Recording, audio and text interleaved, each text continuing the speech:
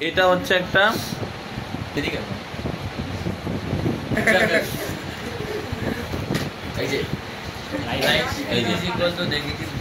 এটা হচ্ছে একটা কার্বন অ্যাটম। এটা কি কার্বন অ্যাটম? এই যে কার্বন অ্যাটমের এই যে লাস্টে যে 4টা ইলেকট্রন আসছো না, এই যে 4টা হাত হচ্ছে 4টা এরকম।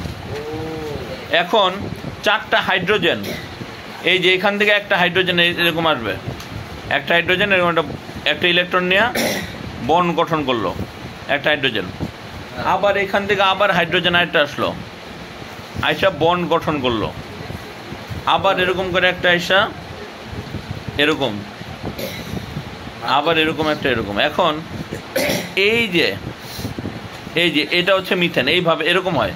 এখন তুমি যখন আঁকছো, আঁকার সময় খেয়াল করে দেখো, আমি একটু বাঁকা আঁকছি না, নিচেটা একটু বাঁকা দিচ্ছি। এই যে 3টা এরকম 3 পাশে দিতেছো, কিন্তু আরেকটা তুমি কই দিবা? আরেকটা তো আমার ভিতরে বা বাইরে, আমি 2 দিয়ে রাখতে পারবো না, এর জন্য আরেকটা কই দিছি, একটু বাঁকা করে দিছি। তুমি এরকমই কিন্তু আঁকছো, দেখো খেয়াল করে কি দেখবা, এরকমই আঁকছো, এরকম 4 পাশে 4টা কার্বন।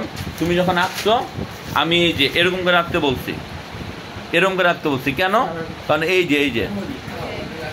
এই যে একটা কার্বন আমি কই দিব, একটা হাইড্রোজেন, এই নিচের হাইড্রোজেন এটা আমি কই দিব, এটা হচ্ছে এই যে এরকম করে ত্রিমাত্রিক বস্তু। ত্রিমাত্রিক হচ্ছে এরকম হয় আসলে এই জিনিসটা। এটা হচ্ছে কি ছিল? এটা ছিল মিথেন। তুমি যদি পানি চিন্তা করো, পানি,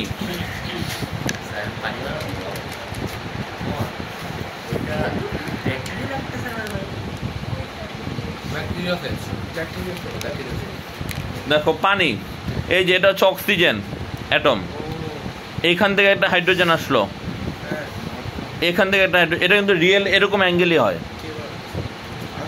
এরকম কার্বনের ক্ষেত্রে এরকম আছে 109 ডিগ্রি, 107 ডিগ্রি, এরকম একটা আছে।